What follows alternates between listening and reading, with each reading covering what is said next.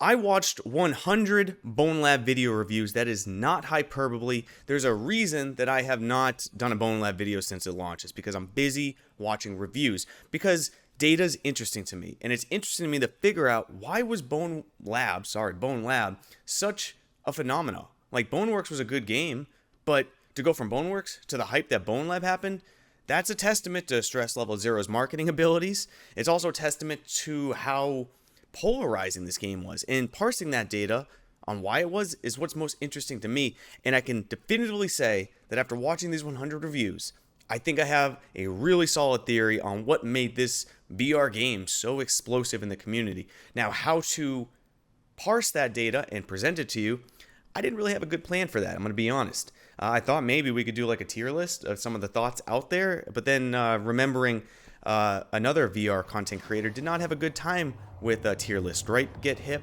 Fuck you, Eric. But, regardless, I have to present something to you, right? But what I'm going to do, I'm just going to go over some high-level thoughts and some videos I saw that I thought were interesting takes, and then I'm going to get right to the meat and potatoes of the theory I have after watching these 100 reviews on what made Bonelab so special. Starting off with Thrill Seeker, gotta give kudos where kudos is due, hitting number 15 on trending for gaming on entirety of YouTube. That is a testament to not only his quality of videos, but a testament to the power Bonelab had over the community and how polarizing and talked about not only it was, but still is. I mean, you can make almost any Bonelab video right now and get views. I'm hoping that works for this one. But I know Twitter, for example, is algorithmically driven on their trending page. What I see on my trending is a lot of times tailored to me. But even with that being said, I don't see a lot of VR content always on my trending page on Twitter. And I saw Bonelab trending for over 7 days. And that is just an amazing testament to how important this game might be to VR and why I made this video to start with. Now, you also have like Mateo311, who's done a couple Bonelab videos that I watched that I thought were interesting takes, especially his video on why people maybe do not like it. He is currently done playing Bonelab. I've spoken with him about that. It's a sandbox game, and that's kind of the opposite of what he's looking for. There's nothing wrong with that. And I think that's a common trend among a lot of gamers, that some are looking for sandbox titles and some are looking for more story, more character progression, things that do like that. And I think that's a valid take in VR, and something that, again, added to the polarization of all the Bonelab reviews that I saw. I have a couple notes, by the way. I'm just looking down, but there's like 2 sentences of notes I have. Downloadable content. I came across their channel as well. You come across a lot of new channels as you do this. There's one at the end here I want to give a special shout out to. But downloadable content had an interesting take that I've seen over a few channels, comparing the graphics not from PCVR to the Quest, but the graphics from Boneworks to Bonelab. And there's a small subset of people who actually think Boneworks looked better than Bonelab, no matter the platform. And I had an interesting take on that as well, where I noticed that the Boneworks graphics just seemed a little more gritty, where there was a glow up almost on Bonelab. And to some people, they're going to like the glow up on Bonelab. To some other people, the grittiness almost adds a hint of realism, where Boneworks, I thought, had some better aspects as well. At the end of the day, I think this is just a good talking point to see as graphics get better, because better is subjective, over time. Do they become more glow-uppy? Do people look more smooth and more natural? Or do we go super gritty? I don't know where VR graphics are going to take. And I think what we are so used to looking on a flat screen is going to be so much different as graphics get better inside VR. Is hyper-realism the way to go? Is grittiness and gaminess the way to go? Who knows? That video was just super entertaining. And by the way, I'll link all these videos in the video description. Virtual Reality Oasis is a true OG. I thought he had an amazing balanced take on the game itself, and he didn't shy away from the fact that if you do not have your VR legs, that this game is going to give you motion sickness, and it's a real thing to think about. So I appreciated Virtual Reality Oasis being real about that and providing a really balanced content over the entire thing. I'm going to butcher the name here. VR Elite Virality, it's VRELITY.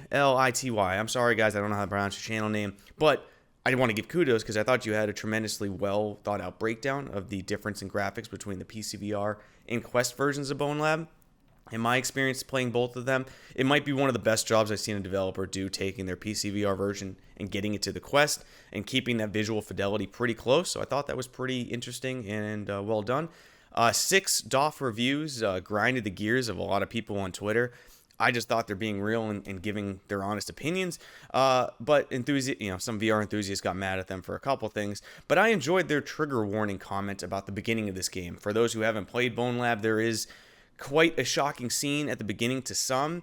I don't know if it was actually needed. I don't know if it should be skippable. But this is entirely Modern Warfare 2. No Russians in VR this time, with a very controversial scene.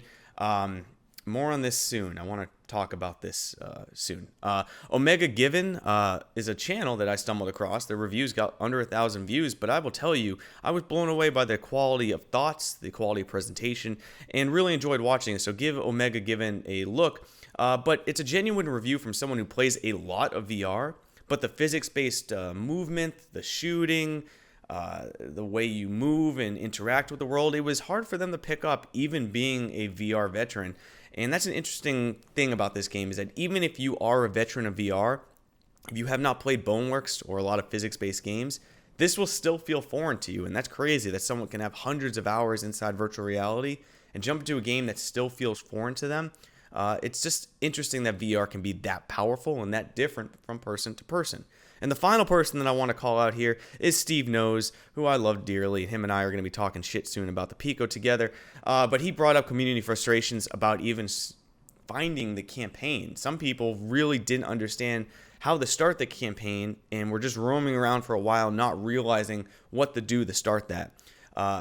Is that right or wrong? Not making comment about it. It is interesting that Elden Ring can be called a masterpiece, or any of the Dark Souls games can be called a masterpiece for providing nothing to the user. Yet when a VR game does it, it's D-Day to some people. So I thought that was interesting. But that brings us to my findings, and I appreciate you bearing through my overall rants there. But why is Bonelab, why is Bonelab such a polarizing game? Why is it such a phenomenon? Why is it garnering views out the wazoo for anyone who posts content from this game?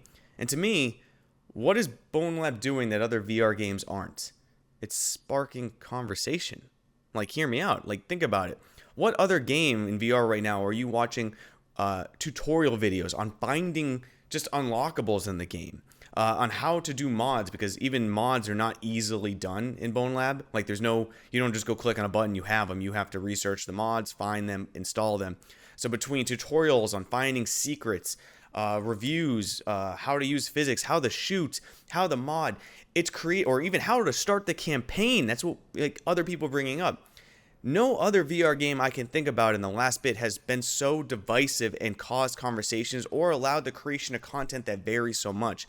Other games, it might just be funny moments. Other games, it could just be, hey, these are mods that you can do, and that's it. But Bonelab just brings so much possible content, so much user frustration, so much user love, and so much divisiveness that people want to talk about it. And I haven't seen a VR game talked about like this ever. Can anyone ever think of a game that has so much multifaceted content creation about this? I love that. And while I don't always love the fact that some people couldn't find the campaign and got frustrated and quit, I don't always love that some people have to go through that first scene and then they don't know about it and can't skip. Like, these are all things that traditional gaming has dealt with too.